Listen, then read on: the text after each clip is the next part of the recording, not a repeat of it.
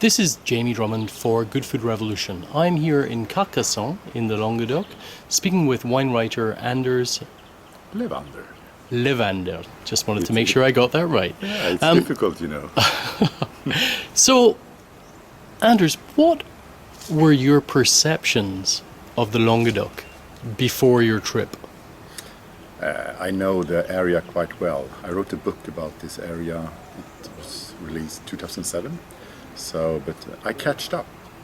So I had a little bit of knowledge, but I am surprised. The progress is on. What kind of evolution have you seen since you wrote your book? More consistency, even though it's not a consistent area. It's a large, very large area with different soils and so on. But today I see more elegant wines that I saw 10 years ago. And there is a work in progress, as you say in English. So looking at the Languedoc as a whole, there are so many different soil types, there are so many different climatic influences, there are so many different grape varietals, there are so many different stylistic differences. Is there a cohesive way to look at the Languedoc as a whole, or should it be separated into all of these little silos? Well, that's an interesting question. It's also a kind of a political question. And then I've seen the last 30 years, every 3 or 5 years, they change the name, how they divide this vast area and so on. No, I don't think, to be honest, there's not one Languedoc. And when it comes to grape varietals, producers, terroir, and all the rest, what have you seen the most explosion in, or most development in, and what has been so close to your heart that you have to speak about it? I remember when I came here the first time on a more professional basis, I fell in love with Pic-Saint-Loup, and I see now. I tasted some 10 years old Pic-Saint-Loup this morning, and I'm fascinated. It's a very, very interesting area. There are some really nice winemakers. At the same time, I see also a little bit of big companies, not cooperatives. Cooperatives have been here I think they invented cooperatives here. Yes. But I see some brands. I will not mention them, but they are taking, we know everybody who, there are 3 or 4 big brands are taking over.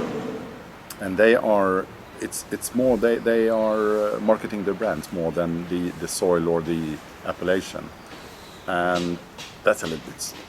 But do you not feel that sometimes those brands work as a spearhead for the region, shall we say? I know the brands that you're talking about. Do you not feel that those gain the brands perhaps a little bit more international acceptance, yes, and then allowing the rest of the region to flourish behind them?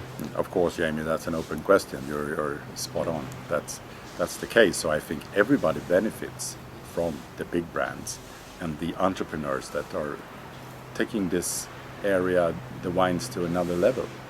So you're quite right, it is. But you know, we wine geeks, we always like the small things, the nerdy things. But now, would you say there was still a little bit of a problem with too much oak on some of these wines, particularly perhaps the top wines of the region? That's something that I feel quite strongly myself, that the oak usage is a little bit too heavy sometimes. Yeah, Jamie, you are spot on again. It's a little bit tiring when they bring out the premier or the best wine. First, the weight is about 3 kilos because the glass is so bloody heavy. Oh, the bottle, yes, the bottle, you're right. The bottle, the glass, I mean the bottle, of course. And then you pour up the wine. Okay, you need a pair of scissors to just cut it, to have it in your glass. And finally, when you put your nose in the glass, a little bit, not a little bit, but a lot of oak. So, yeah, I think they should learn less is more. So, apart from that piece of advice, what kind of advice would you give to Languedoc winemakers to bring their wines into the future? Don't extract them too much. Have an eye when to harvest, not too late. Color and sugar level is not a problem here. acidity, minerality, and elegance is for me the key question. And I think the era is over now when we, like, you know, our friend Herr Parker, or Mr. Parker in English. I don't think that's the way to go. I agree with you wholeheartedly for once, Anders. That's the first time. No, it's not. Anders, thank you very much for joining us at Good Food Revolution. Okay. We look Thank you. forward to seeing you in Stockholm at some point. I love that. And Take care. Now it's Badois time.